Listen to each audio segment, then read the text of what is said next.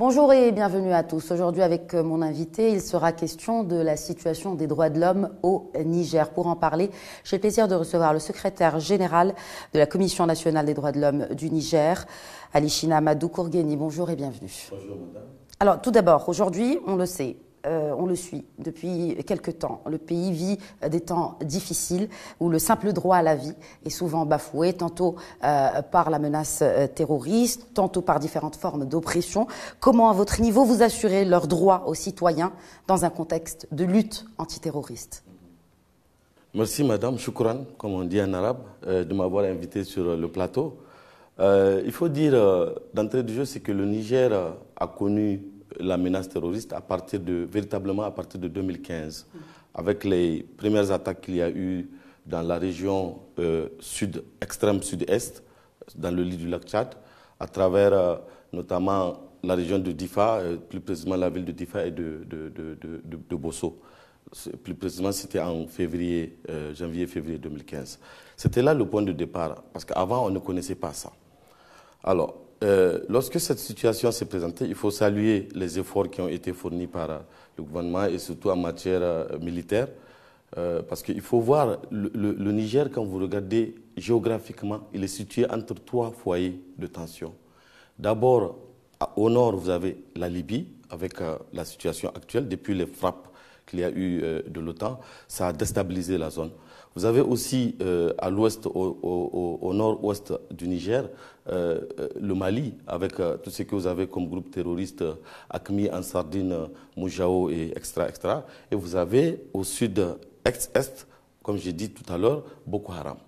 Alors, quand cette situation a commencé, ce qui nous a préoccupé au niveau de la Commission nationale des droits humains, c'était de faire le monitoring de la situation du point de vue sécuritaire, mais aussi humanitaire. Parce que dès que vous avez un conflit comme celui-là, vous avez un mouvement massif des populations, vous avez, comme vous avez dit tout à l'heure, des cas d'atteinte grave aux droits de l'homme, notamment perpétrés par les terroristes, notamment des enlèvements de femmes et d'enfants. Vous avez aussi des atteintes au droit à la vie, des personnes qui sont, je m'excuse de le dire, qui sont égorgées par ces terroristes, etc., etc. C'est choquant. Alors, nous avons fait le monitoring de cette situation et nous avons fait des recommandations au niveau du gouvernement pour lui demander de corriger tel aspect du point de vue sécuritaire et du point de vue humanitaire. Cette situation, aujourd'hui, après Difa en 2015, elle a commencé à se déplacer aussi du côté du Mali. Parce que, et quand vous regardez ce que cherchent ces groupes terroristes, c'est justement faire quitter les populations et s'installer, avoir un terreau qui leur permet de se mouvoir allègrement, ce qui n'est pas possible. Nous sommes actuellement dans le cadre du G5 Sahel, les 5 pays du Sahel, la Mauritanie, le Mali, le Burkina, le Niger et le Tchad, qui sont réunis et qui ont reçu l'appui de la communauté internationale pour lutter contre ce phénomène. Parce qu'il faut le dire, c'est surtout le fuseau centre. Quand je parle de fuseau, il y a 3 fuseaux. Vous avez un fuseau ouest qui regroupe la Mauritanie et le Mali, un fuseau centre qui regroupe le Niger, le Burkina et le Mali, et un fuseau est qui regroupe le Mali, et le Niger et le Tchad. C'est ce fuseau centre qui constitue le grand problème, parce que c'est là-bas qu'il y a énormément de problèmes. Et cette situation, comme je dis, quand elle s'est retrouvée de ce côté du Niger, ça a entraîné en même temps, ça a exacerbé les conflits intercommunautaires. Nous allons y revenir, mais c'est justement par rapport à cette lutte antiterroriste, comment assurer le droit ou leur droit à ces personnes qui sont accusées, peut-être à tort parfois, d'appartenance à des groupes terroristes? Comment, à votre niveau, en tant que Commission des droits de l'homme du Niger, vous luttez pour les droits de ces personnes-là en particulier?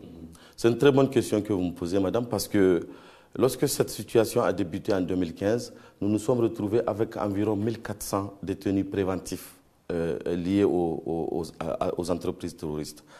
Dans un premier temps, le gouvernement a fourni beaucoup d'efforts dans le sens de la répression en menant des patrouilles militaires. Et le problème qui s'est posé, c'est que lors de ces patrouilles militaires, vous savez, c'est un ratissage large qu'on fait.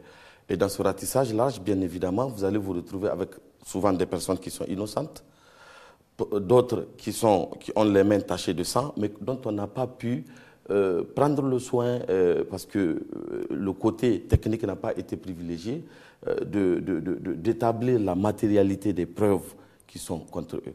Ils se sont retrouvés en détention préventive. Actuellement, les jugements ont commencé parce que nous suivons ça de près à travers un monitoring des procès que nous faisons aussi bien à Niamey, au niveau de la capitale, où se trouve le pôle antiterroriste, mais aussi à Difa, qui fait à peu près 1400 km de Niamey, c'est loin. Ce que nous faisons, c'est que nous suivons ces procès pour voir est-ce que les grands principes des droits de l'homme, que sont le principe de la présomption d'innocence, le principe du contradictoire, le principe du droit à la défense, est-ce que le procès a-t-il été équitable? Est-ce que les armes, l'égalité, le principe de l'égalité des armes a-t-il été respecté? Voilà l'essentiel de ce qui nous intéresse. Et cela ne veut pas dire que nous voudrions qu'on élargisse, qu'on libère des grands terroristes. Non, mais c'est de respecter les droits de l'homme. Nous sommes pour une répression, mais une répression dans la légalité. Qu'en est-il justement vous avez évoqué ce point très très essentiel, une autre menace qui pèse sur la stabilité non seulement du Niger mais aussi de toute la région. Il s'agit de conflits intercommunautaires et notamment les attaques contre la communauté Peul aujourd'hui dans le pays. Que faisiez-vous justement pour le suivi de cette situation grave? Je ferai attention à ce que je veux dire parce que vous savez, les deux armes qui sont dangereuses en Afrique, c'est l'arme religieuse et l'arme ethnique. Donc je dirais des éleveurs. Parce que si je prononce une ethnie, je risque de stigmatiser une autre ethnie et ce n'est pas bien. Effectivement, c'est une très bonne question que vous posez parce que les conflits intercommunautaires, c'est vrai qu'ils existaient bien avant. Mais cette situation liée au terrorisme les a exacerbés. Parce que vous avez des populations qui sont en train de se mouvoir, vous avez, du point de vue humanitaire, des déplacements massifs. Et de l'autre côté de la frontière, avec le Mali, vous avez par exemple les Daoussak et au Niger, vous avez les Peuls. Il y a souvent des attaques qui se font les uns les autres et ça affecte beaucoup la situation sécuritaire et humanitaire.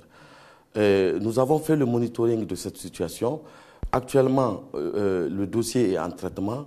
Pour l'instant, il est censé être confidentiel puisque, vous savez, les questions sécuritaires, il est important de faire attention à ce que l'on dit et ne pas couper la branche sur laquelle nous-mêmes nous sommes assis. Alors, ces conflits intercommunautaires, ils sont exacerbés, comme je disais tantôt, par cette situation. À l'heure actuelle, la Commission nationale des droits humains est encore actuellement, au moment où je vous parle, pour la deuxième fois sur le terrain du côté de la frontière avec le Mali, pour notamment investiguer, faire ce qu'on appelle des enquêtes et investigations de manière scientifique pour établir les preuves de ce qui s'est passé et nous allons transmettre ça au gouvernement et aux autorités judiciaires pour suite à donner à cette situation.